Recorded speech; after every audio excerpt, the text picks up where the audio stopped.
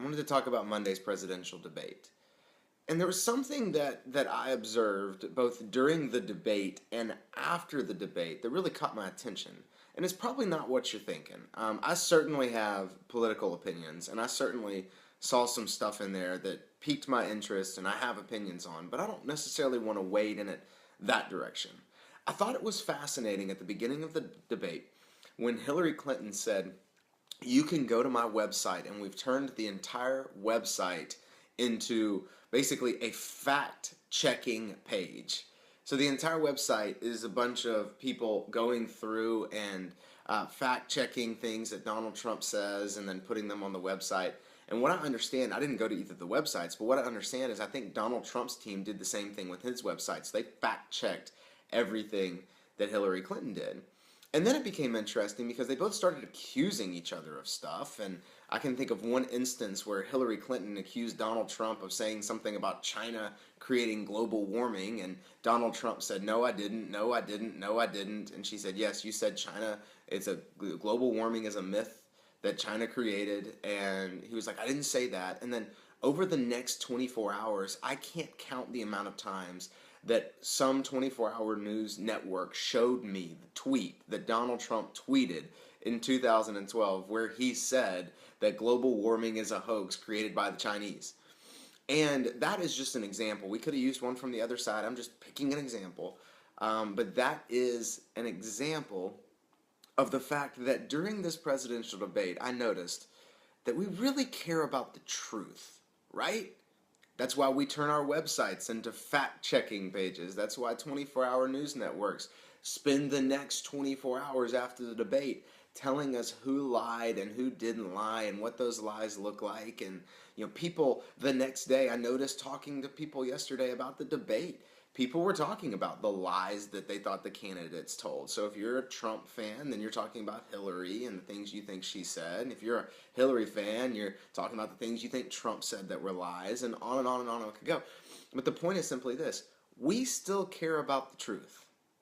That's why we have the fact checkers. That's why we spend so much time going, "That was a lie. I can't believe they would say that." We care about the truth. You know what I did not hear yesterday? I didn't hear one person go, "Well, if that's true for Donald Trump, then it's true for Donald Trump. Who am I to tell him if it's true or not?" Or vice versa. What's true for Hillary Clinton is true for Hillary Clinton. Who am I to tell her, what is a lie? And if she's, that's her truth, I'm going to let her have her own truth. None of us said that. Not a single one of us said those words because we care about the truth. Now, we do say those things when it comes to religious belief and Christianity and things like that, right?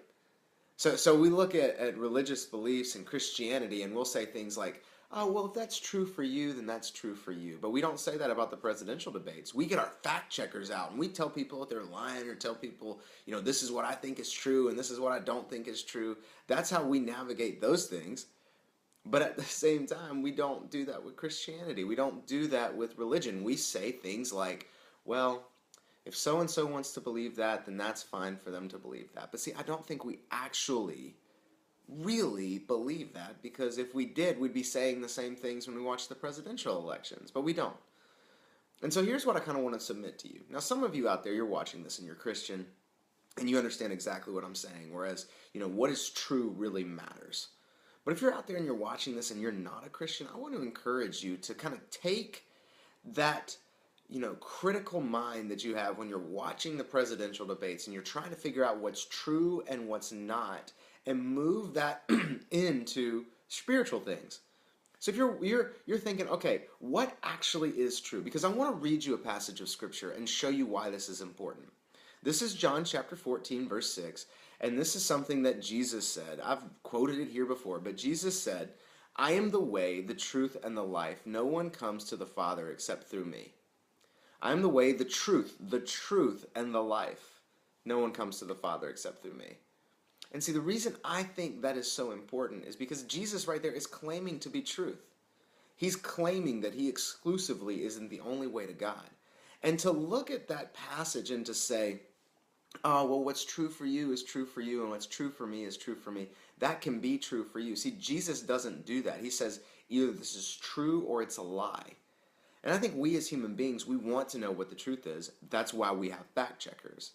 But what I would encourage you to do, especially if you're watching this and you're not a Christian, I would encourage you to actually kind of take that attitude you have when you watch the presidential debates and begin to apply it to whatever you believe religiously.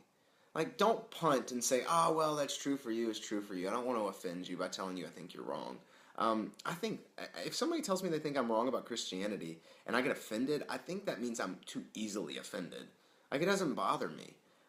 But I do think that these passages of Scripture are very important because they show us that Jesus truly does claim to be the truth. He truly does claim to be the only way to God. And he invites us all in to see how wonderful and amazing and awesome he truly is. So, with all that being said, I hope that everyone out there has a great Wednesday.